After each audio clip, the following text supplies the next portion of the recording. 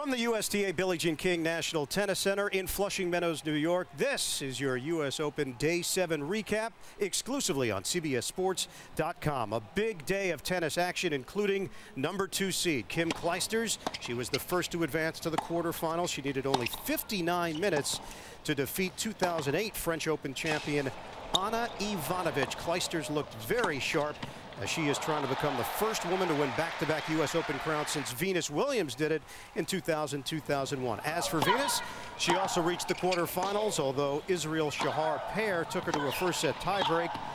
Williams, though, comes through, takes care of business. Next up for her will be Italy's Francesca Schiavone.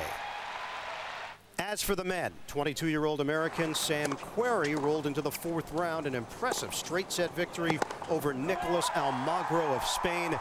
Querrey was in control early and never looked back as he advances Iron Eagle along with Jim Courier. Let's start with Querrey, who is very sharp right now and playing with a lot of confidence. 2010 has really been a breakthrough year for Querrey. Well, it really has. 4 titles, and he's done it on 3 different surfaces. The only player on tour to do that, and Nadal, the only player with more titles, by the way. He's got a strut to his game that I like a lot right now, and he's got a big pop and serve.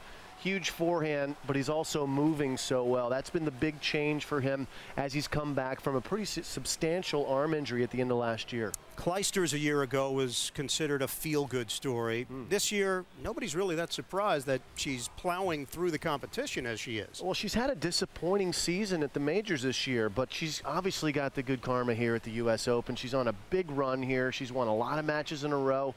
And she's playing beautifully. And it looks like she and Venus are very likely headed to a big semifinal showdown here Friday on CBS Sports. You know, the Spanish Armada has been in play throughout the week here at the U.S. Open. Other notable winners on the men's side, the number 1 seed, Rafael Nadal. Fairly notable. Yeah, I'd say number 1 on the notable side. Feliciano Lopez, David Ferrer, Fernando Verdasco. Let's talk Nadal, what you've seen from him. This is the only Grand Slam title that has eluded him so far in his career. Yeah, I liked him after Wimbledon, just coming in and having a restful summer, which is what he's done. He went down to South Africa, watched Spain win the World Cup, did not play a lot of tennis, and that's what's hindered him here in past U.S. Open attempts. He's come in fatigued, gassed, his knee's not working too well.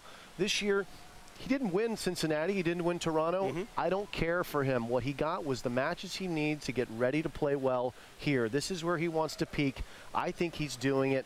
His draw could be tricky, but he's still the world number 1, and he's won not only an Olympic medal on a hard court like the one here, but also an Australian Open. He knows he can do it. It's just a question of putting it together. This could be his time. So that's the story here, Day 7 at the 2010 U.S. Open. For Jim Courier, this is Iron Eagle. Thanks so much for joining us exclusively on CBSSports.com.